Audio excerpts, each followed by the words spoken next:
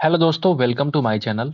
दोस्तों, आज की वीडियो में सीजीएल एग्जाम 2023 टीयर 1 के 17 जुलाई के अंदर पूछे गए शिफ्ट नंबर 3 में जितने सारे इंग्लिश के क्वेश्चंस होंगे इन सबको हम लोग डिस्कस करने वाले हैं अच्छे तरीके से। तो इसके पहले अगर हम बात करें तो पूरा का पूरा शिफ्ट जो 39 शिफ्ट हुआ था सीजीएल 2023 टीयर 1 के, इन सबके शिफ्ट के हम लोग मैथ्स का सोल्यूशन कर चुके हैं। ठीक है, और इसका हम लोग बना दिए एक प्लेलिस्ट। ठीक है, इसमें जाकर के आप देख सकते हैं अच्छे सॉल्यूशन को। ठीक है, कुछ भी सवाल अगर किसी शिफ्ट में 3-4 सवाल ही आपके लिए इंपॉर्टेंट है तो आप वहाँ से एक शिफ्ट के अंदर जाके 4-5 सवाल भी देख लेंगे तो आपको थोड़ा बहुत फायदा ही होगा, क्योंकि प्रीवियस ईयर सॉल्यूशन बहुत ही इंपॉर्टेंट होता है अगर आप आगे की एग्जाम की तैयारी कर रहे हैं तो। ठीक है, तो ये हमारा इंग्लिश के सेट नंबर 7 होगा आई थिंक। ठीक है, तो उम्मीद करते हैं कि आपको ये वीडियो भी मैथ्स की तरह ही पसंद आएगा। तो अगर आपको अच्छा लगे तो लाइक कर दीजिएगा और हमारे चैनल को सब्सक्राइब कर दीजिएगा। चलिए शुरुआत करते हैं, हम लोग मैथ्स की तरफ चलते हैं। सॉरी, चलते हैं हम लोग इंग्लिश कॉम्प्रिहेंशन की तरफ। ठीक है, यहाँ से आपका इंग्लिश शुरू हो रहा है, आप देख सकते हैं ऊपर लिखा हुआ है इंग्लिश कॉम्प्रिहेंशन। ठीक है, चलिए पहला सवाल देखते हैं क्या बोलता है। पहला सवाल, गिवन सेंटेंस को एक्टिव वॉइस में कन्वर्ट करना है। एक्टिव वॉइस में कन्वर्ट करना है, इसका मतलब आपको दे रखा है पैसिव में, आपको कन्वर्ट करना है एक्टिव वॉइस में। ठीक है, pudding had already been prepared by her. Pudding had already been prepared by her, अगर पैसिव वॉइस में हैड प्लस बीन लगा हुआ है। अगर पैसिव वॉइस में आपको पता है कि अगर हैड प्लस बीन लगा हुआ है, इसका ये मतलब हुआ कि ये वर्ब के थर्ड फॉर्म में है। ठीक है, यानी कि ये पास्ट परफेक्ट की बात कर रहा है। एक्टिव सेंटेंस, एक्टिव वॉइस किस में होगा तो आप बोलेंगे पास्ट परफेक्ट में। ठीक है, पास्ट परफेक्ट का अगर सिंपल स्ट्रक्चर की बात करूं, subject plus had plus V3 plus object. तो इसी को अगर हम पैसिव में कन्वर्ट करते हैं तो हैड के बाद क्या आता है, भी बीन लग जाता है। ठीक है, मतलब मैं कह सकता हूँ कि हैड प्लस V3 मुझे ढूंढना पड़ेगा एक्टिव वॉइस के लिए। तो हैड प्लस V3 सिर्फ यहाँ पे दिख रहा है, यहाँ पे तो हैव है नहीं हो सकता, यहाँ पे हैज है नहीं हो सकता, यहाँ पे विल है नहीं हो सकता। तो बहुत ही आसान सवाल से हम लोग ने शुरुआत किया है इस सेशन का। तो उम्मीद करते हैं कि आपको समझ में आ गया होगा। आगे बढ़ते हैं, नंबर 2 के पास चलते हैं। Select the grammatically correct sentence. Grammatical sentence कौन सा सही है आपको देखना है। आइए जरा पढ़ के देखते हैं। तो अगर आप देखेंगे यहाँ पे कि the Supriya is the best girl in the class. The Supriya is the best girl in the class. अगर आपने यहाँ पे द लगा दिया मतलब डेफिनेट यहाँ पे हो चुका है।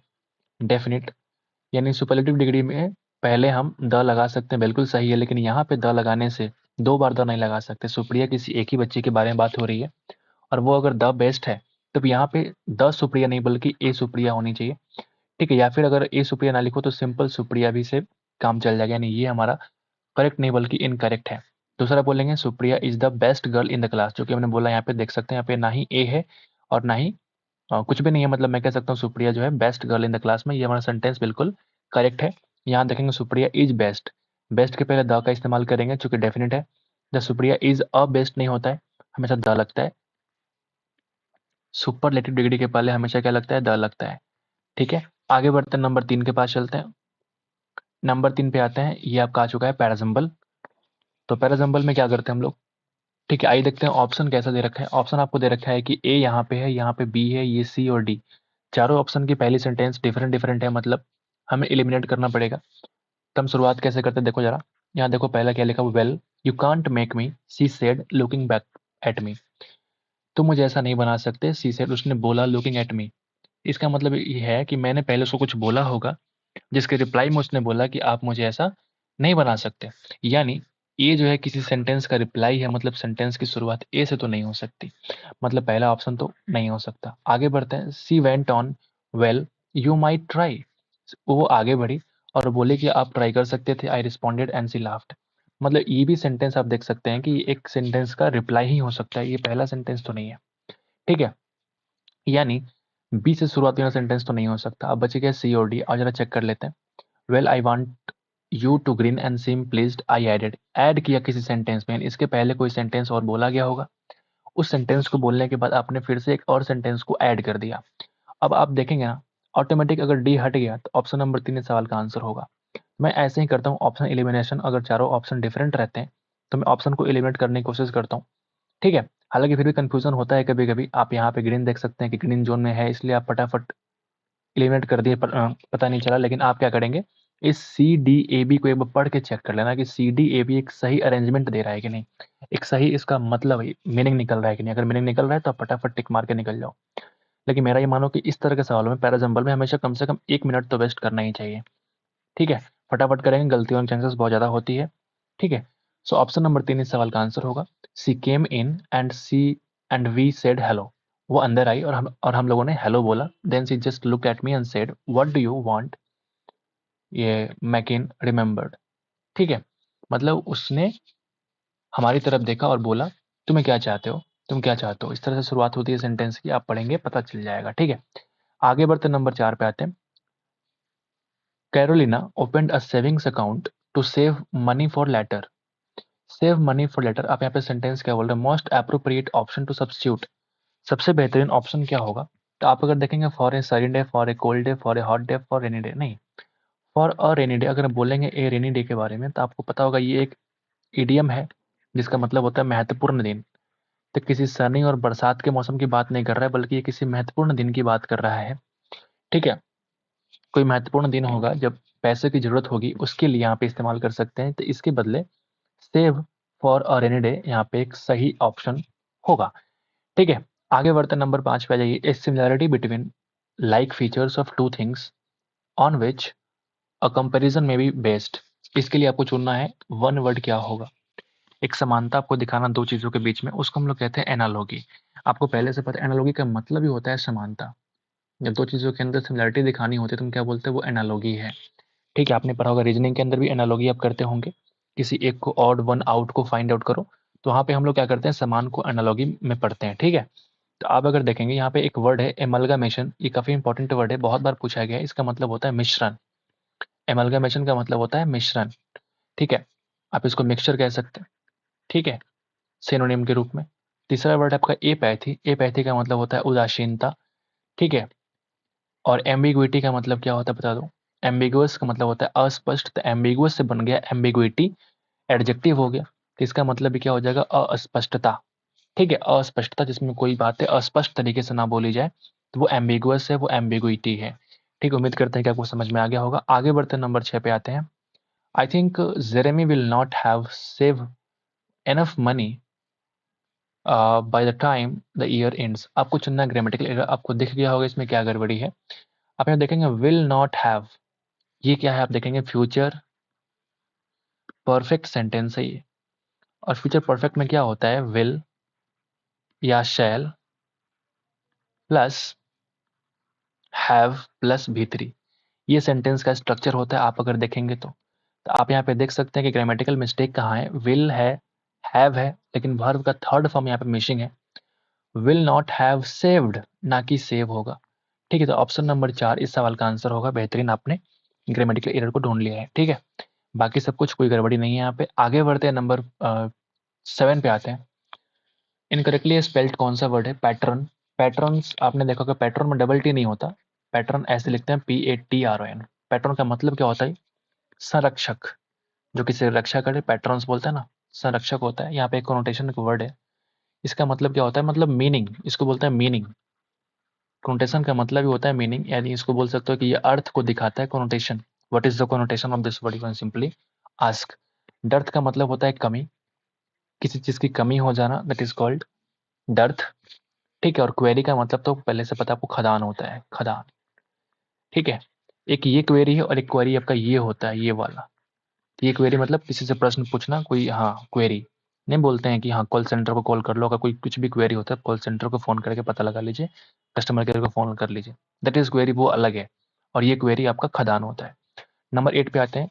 She was upset seeing the scattered documents. Scatter का मतलब क्या होता है, बिखरा हुआ, जो बिखरा पड़ा हुआ है उसको बोलते हैं हम लोग स्कैटर्ड। ठीक है ना, तो आपको एंटोनिम बताना है, तो जो बिखर गया, यानी हमको इसके एंटोनिम बताने की, गैदर्ड, जो पूरा तरीके से हम लोग इकट्ठा करके रखे हैं, तो उसका एंटोनिम हो जाएगा, उल्टा हो जाएगा। ठीक है, गैदर्ड। एक वर्ड डिसिपेटेड वर्ड है, इसका मतलब क्या होता है भाई, इसका मतलब होता है भाई डिसिपेटेड, यानी कि अस्त व्यस्त होता है, इसका मतलब अस्त व्यस्त। ठीक है, और एक वर्ड है पेरिस। पेरिस का मतलब होता है खतरनाक, तो पेरिस वर्ड से बन गया पेरिस्ट, वर्ब का थर्ड फॉर्म हो गया। खतरनाक बोल सकते हैं, जो बहुत पेरिस्ट है, खतरनाक है ना, ऐसा कुछ। और स्प्रिंकल का मतलब क्या होता है, छींटे मारना। ठीक है, छींटे मारना को बोलते हैं स्प्रिंकल। फूलों पे पत्ती पे क्या करते हैं, पानी की छींटे मारते हैं, दिस कॉल्ड स्प्रिंकल। आगे बढ़ते हैं, नंबर 9 पे आते हैं। आसान सवाल। इनकरेक्टली स्पेल्ड वर्ड कौन सा है? तो आपको दिख गया होगा एस्ट्यूट, एब्सोल्यूट और यहाँ पे एब्रप्ट, तीनों सही है, यानी कि इनकरेक्ट कौन सा है? एबंडेंस। एबंडेंस लिखते कैसे है? ABUNDANC। एबंडेंस का मतलब होता है प्रचुर मात्रा में, पर्याप्त मात्रा में। तो ये हमारा एबंडेंस, ई के जगह पे क्या हो जाएगा? You is the required word hair. एक यहाँ पे देखेंगे एब्सोल्यूट, इसका मतलब क्या होता है? एब्सोल्यूट मतलब जो बहुत ही एब्सोल्यूट है ना?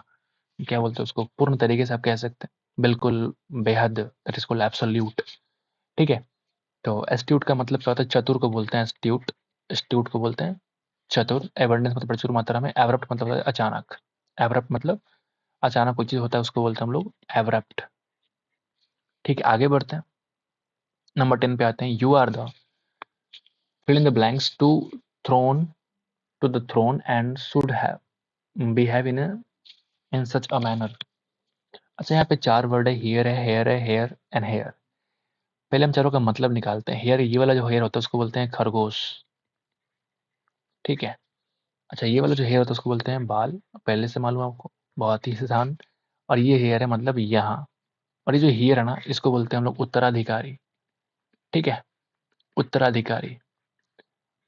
अच्छा, थ्रोन का मतलब क्या होता है? गद्दी पर बैठना। एक होता है अप थ्रोन, एक होता है डिथ्रोन। डिथ्रोन आपने बहुत बार पढ़ा होगा। डिथ्रोन का मतलब होता है गद्दी से उतार देना। तब थ्रोन की बात कर रहे हैं, मतलब गद्दी बैठाने की बात हो रही है। You are the heir to the throne and should behave in such a manner. ठीक है, आप इस गद्दी के उत्तराधिकारी हैं, इसलिए आपको बिहेव करना पड़ेगा अच्छे तरीके से, अच्छे मैनर तरीके से।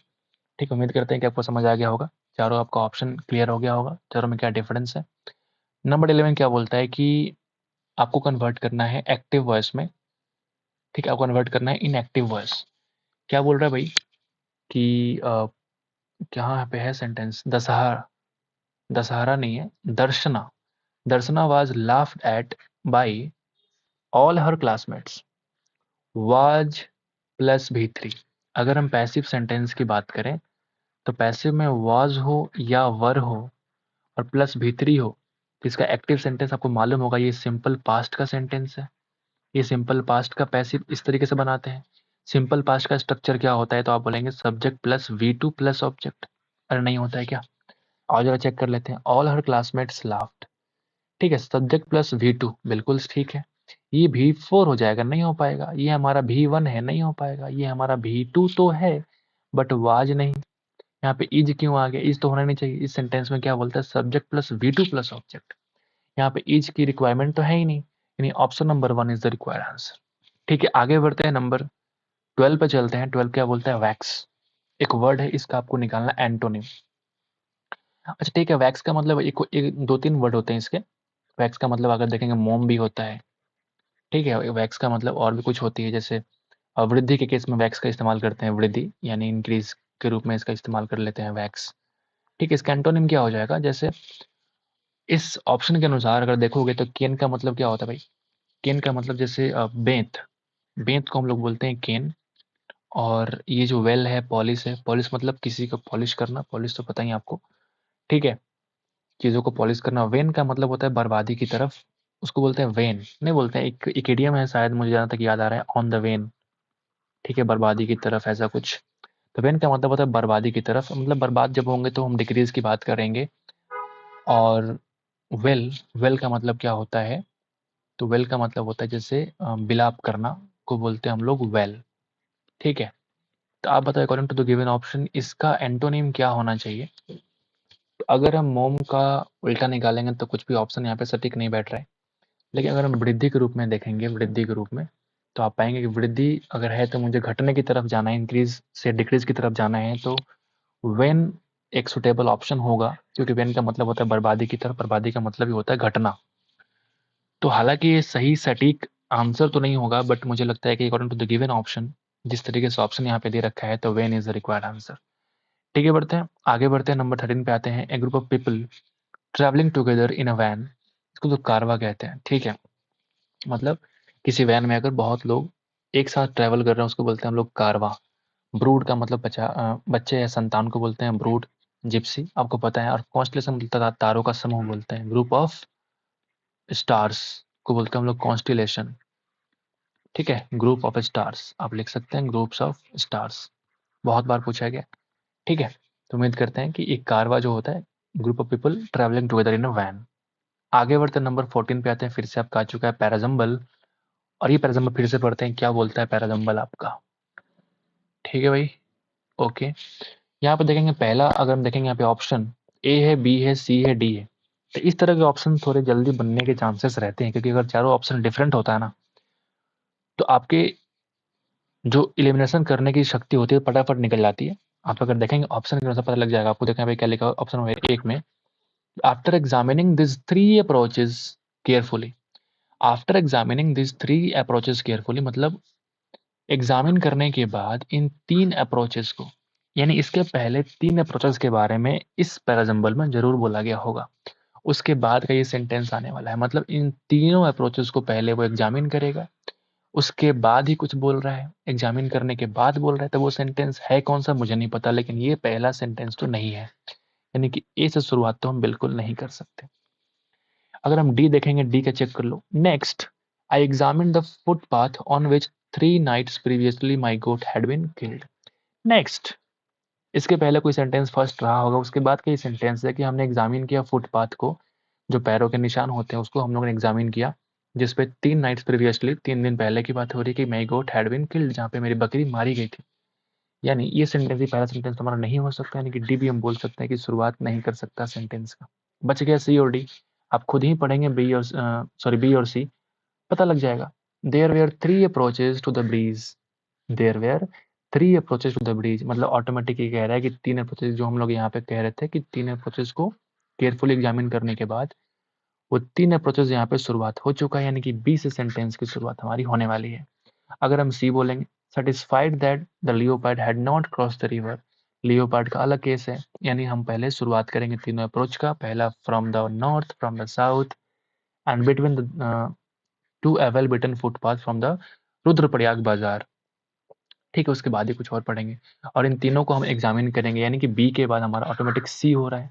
ठीक है, सॉरी बी के बाद ऑटोमेटिक ए हो रहा है, मतलब बोल सकता हूँ कि बी ए के बाद आप फटाफट ऑप्शन टिक लगा सकते हैं। आपने देखा यहाँ पे चूज एन ऑप्शन इज 2। ये पर एग्जाम्पल थोड़ा आसान भी था, अगर आप देखेंगे। आगे बढ़ेंगे, नंबर 15 पे आते हैं। Ranan feels that the notion of democracy is a farce. Notion का मतलब क्या होता है भाई? नोशन का मतलब होता है कथन, धारणा, विचार, जो भी आप कहना चाहें। तीनों का तीनों सही है। नोशन, नेशन अलग है, नोशन है मतलब कथन के बारे में कह रहा है, कोई धारणा है उसके बारे में कह सकते हैं, या कोई विचार है, ये सब कुछ नोशन है। इसका एंटोनिम क्या हो जाएगा? इसका एंटोनिम क्या हो जाएगा? तो अगर आप देखेंगे रियलिटी। कथन जो है कि कोई कह के चला गया कि ये कल्पनाओं में है, ना कि रियलिटी में है। ये कथन धारणा है, विचार है, मतलब मेरे मन में विचार आया, ये कल्पनाओं में है। ठीक है, इसका उल्टा क्या हो जाएगा? रियलिटी, जो वास्तविकता है। लॉ का मतलब कानून, क्वोशंट का मतलब भागफल, और पोर्शन का मतलब होता है भाग। ठीक है, उम्मीद करते हैं कि ये वर्ड भी समझ में आ गया होगा। नंबर 16 पे चलते हैं। The money paid to former wife. Former का मतलब होता है पहला, फॉर्मर। ठीक है, the money paid to former wife, husband और partner when the marriage is ended. जब शादी खत्म हो जाती है तो पहली पत्नी, पति या पार्टनर जो भी आपका, उसके कुछ पैसे दिए जाते हैं, उसको हम लोग क्या कहते हैं? उसको बोलते हैं हम लोग एली मनी। ठीक है, पत्नी या पति को दी जाने वाली रकम जब शादी खत्म होती है उसको बोलते हैं हम लोग एली मनी। ठीक है, तो ये आप याद रखिए, ये एक वन वर्ड है। रिकम्पेंस का मतलब होता है क्षतिपूर्ति करना, कंपेंसेशन भी होता है क्षतिपूर्ति करना, और मेंटेनेंस का मतलब क्या होता है? रख रखाव बोल सकते हैं इसको, रख रखाव। ठीक है, और ये दोनों वर्ड तो काफी फेमस है, रिकम्पेंस और कंपेंसेट। रेम्बर्स भी बोलते हैं उसको, REIMBURAC। रेम्बर्स का मतलब भी होता है क्षतिपूर्ति कर देना। ठीक है, तो ये alimony is the required answer. Number 17 पे आते हैं। He was so curious that he rose many questions. अच्छा, यहाँ पे रोज का सही इस्तेमाल किया गया है क्या? आप मुझे बताओ। राइज, लिखना जरा यहाँ पे, राइज, रोज, राइजन। और एक होता है एराइज, एरोज, एराइजन। और यहाँ पे जो ना रेज, रेज्ड, रेज्ड। क्वेश्चन खड़ा करने के लिए हम लोग इस रेज का इस्तेमाल करते हैं। The sun rises in the east, उगने के रूप में हम लोग राइज का इस्तेमाल करते हैं। मतलब मैं कह सकता हूँ कि ये वाला रोज नहीं बल्कि ये रेज का इस्तेमाल करना बहुत जरूरी है। वो इतना क्यूरियस था कि उसने मैनी क्वेश्चन अराइज किए, मैनी क्वेश्चन रेज किए, खड़े किए इन द मीटिंग में। यानी यहाँ पे इस रेज का इस्तेमाल होगा, ना कि इस राइज का। ठीक है, आगे बढ़ते हैं। नंबर 18 पे आते हैं। ट्रियम्फ का मतलब होता है विक्ट्री। आपने पढ़ा होगा विक्ट्री, विजय को बोलते हैं ट्रियम्फ, जीत हासिल करना, दैट इज कॉल्ड ट्रियम्फ। इसका अपोजिट क्या हो जाएगा? डिफीट, यानी कि हार जाना। अटेनमेंट का मतलब होता है प्राप्त करना किसी चीज को, ऑब्टेन करना, अटेन करना। ठीक है, ऑब्टेन लिख लो, प्राप्ति, अटेनमेंट। ठीक है, एक नाउन हो गया ये। सक्सीड का मतलब सफल होना, और कैप्चर का मतलब होता है कैद करना। बहुत ही आसान, ये सारे ऑप्शंस के वर्ड्स आपको दे रखे हैं। नंबर 19 आ चुका है। The patient found the doctor to be obtuse. ठीक है, ऑब्ट्यूज का मतलब होता है भाई सुस्त। ठीक है, ऑब्ट्यूज का मतलब होता है सुस्त, लेजी। ठीक है, तो patient found the doctor to be obtuse and distracted by constant calls on his phone. Patient doctor को फाउंड करता है कि वो ऑब्ट्यूज है। हालांकि मुझे सेंटेंस का मतलब नहीं है, मुझे इस ऑब्ट्यूज का उल्टा देखना है, इसका एंटोनिम क्या होगा। पूरा सेंटेंस पढ़ने की फायदा कुछ नहीं होता। हाँ, जब ऑप्शन कुछ डिफरेंट हो, जब पता ना चले बिल्कुल, तब आप पूरा सेंटेंस को पढ़ेंगे तो पता चलेगा। यहाँ पे देखिए, ओबेश का मतलब होता है मोटा। ठीक है, मोटापा को बोलते हैं ओबिश। बंडल का मतलब होता है साधारण, इसको बोलते हैं हम लोग साधारण, सिंपल, या बोल सकते हैं ऑर्डिनरी। ठीक है, और ये एस्ट्यूट का मतलब होता है चतुर या होशियार, उसको बोलते हैं हम लोग astute. This is very important word, बहुत बार पूछा गया। और इसको बोलते हैं ऑब्सोलीट का मतलब होता है प्राचीन। प्राचीन जो चीजें होती है उसको बोलते हैं हम लोग ऑब्सोल्यूट, ऑब्सोलीट सॉरी। और इसका अगर आप देखेंगे एंटोनिम, तो क्या बोलेंगे हम लोग? मॉडर्न। मॉडर्न का उल्टा क्या हो जाएगा? ऑब्सोलीट। ठीक है, प्राचीन को बोलते हैं पुराने जमाने का, दैट इज कॉल्ड ऑब्सोलीट। और यहाँ जो ओबेस है, मोटापा को बोलते हैं नहीं। Astute is the required antonym here, because obtuse चाहिए हमको सुस्त। सुस्त का उल्टा क्या हो जाएगा? चतुर। बाकी ऑप्शन आप देखेंगे सटीक नहीं बैठ रहा है। नंबर 20 पे आते हैं। Do not beat about the bush when you are sorry when you have anything to say. ठीक है, आपने क्या बोला कि बिट अबाउट द बस का आपको अप्रोप्रिएट मीनिंग निकालना है। घुमा फिरा के बातें करना, that is called bit about the बस। घुमा फिरा के बातें करना, सटीक बातें नहीं करना, उसी को बोलते हैं। इसका अप्रोप्रिएट क्या हो जाएगा? टू ट्राई टू इन्फ्लुएंस, बिल्कुल नहीं। To avoid giving a definite answer और position is the required answer. ठीक है, इडियम फ्रेज के सवाल जब तक आपको मीनिंग नहीं मालूम है, आप इसको नहीं कर सकते, तुक्का लगाएं, गलतियां हो जाती है। आते हैं 21 पे, और ये आपका चुका है पैसेज, नहीं बल्कि क्लोज टेस्ट। ठीक है, यहां से आपकी शुरुआत हो रही है। आइए देख लेते हैं। पहला क्या बोलता है कि the fill in the blanks of birds is one of the most fascinating aspects of natural world। Aspect का मतलब होता है पहलू। इस नेचुरल वर्ल्ड का वन ऑफ द शानदार एस्पेक्ट है, शानदार पहलू है। अगर हम बर्ड्स की बात करें तो डाइवर्सिटी की बोलेंगे, वेरिएबिलिटी की बोलेंगे, मल्टीट्यूड और असॉर्टमेंट। इन सबका मतलब निकाल लेते हैं, मतलब क्या होता है इन सबका। ठीक है, उसको आपको क्लियर तरीके से समझ में आ जाएगा कि क्या है, क्या कह रहा है ये सवाल। ठीक, आप अगर देखेंगे, मल्टीट्यूड का मतलब होता है भीड़। मल्टीट्यूड का मतलब क्या होता है? भीड़। अच्छा, अगर हम डाइवर्सिटी की बात करें, इसको बोलते हैं विभिन्नताएं। विभिन्नताएं को बोलते हैं डाइवर्सिटीज। ठीक है, इंडिया विभिन्नताओं का देश है। असॉर्टमेंट का मतलब क्या होता है? इसको बोलते हैं वर्गीकरण। असॉर्टमेंट यूज करते हैं हम लोग वर्गीकरण के रूप में, classification, that is called assortment. अच्छा, पहला है वेरिएबिलिटी, जो हमेशा बदलता रहे। तो आप ऑप्शन को देख के बताइए कि यहाँ पे क्या option fill in the blanks होना चाहिए।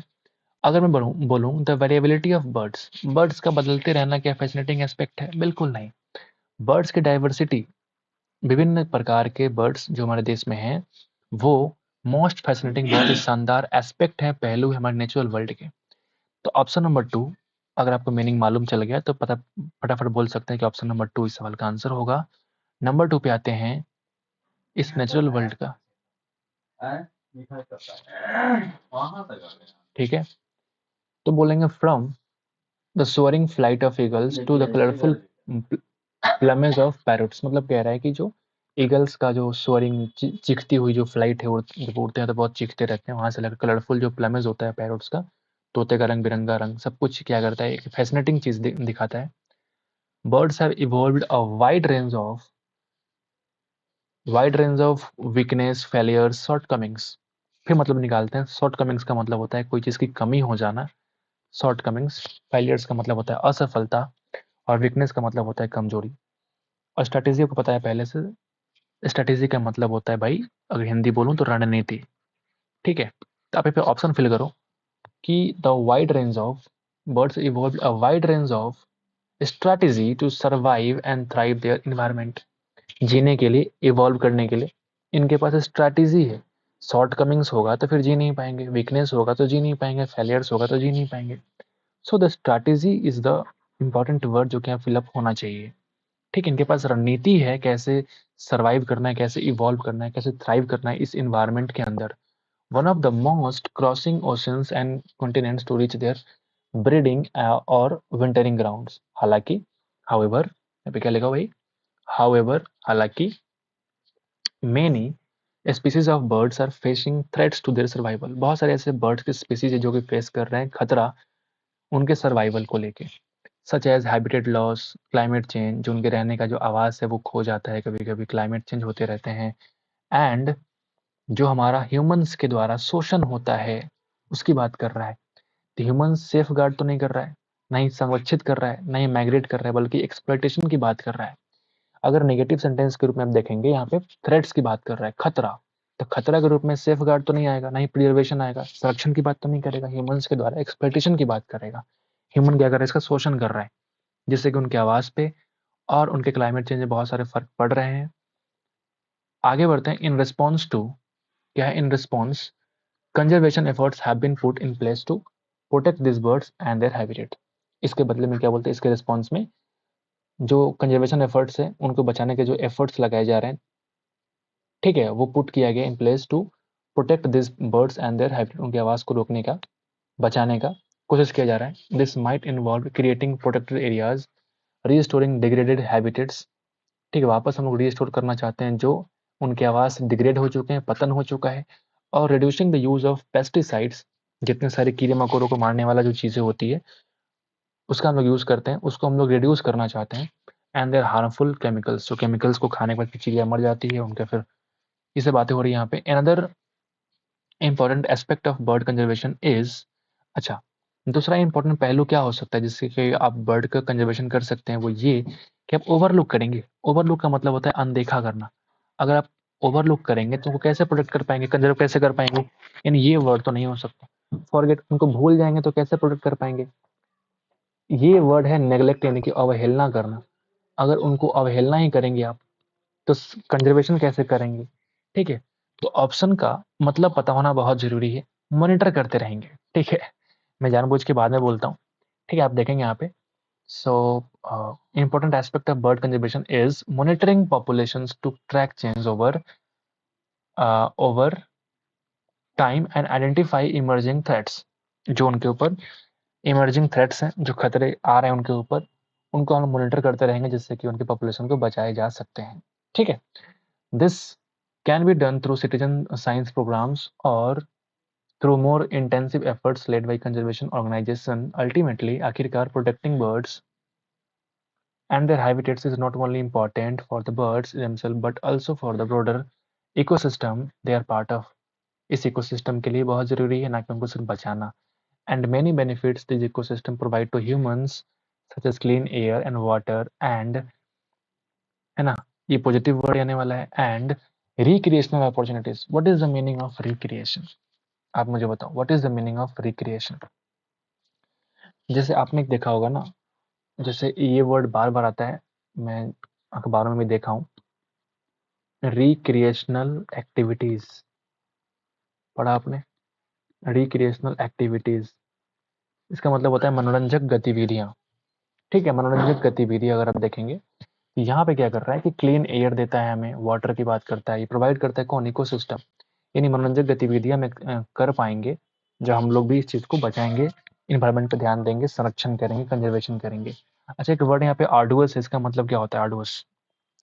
ठीक है, आर्डुअस का मतलब होता है भाई कठिन। ठीक है, और स्ट्रेनुअस का मतलब होता है अति उत्साही।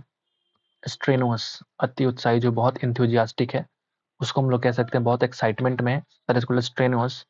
और ये तो काम से लेके संबंधित की बातें कर रही है। ठीक है, अति उत्साही, जोरदार आप यहाँ पे इस्तेमाल कर सकते हैं स्टेनोस वर्ड के लिए।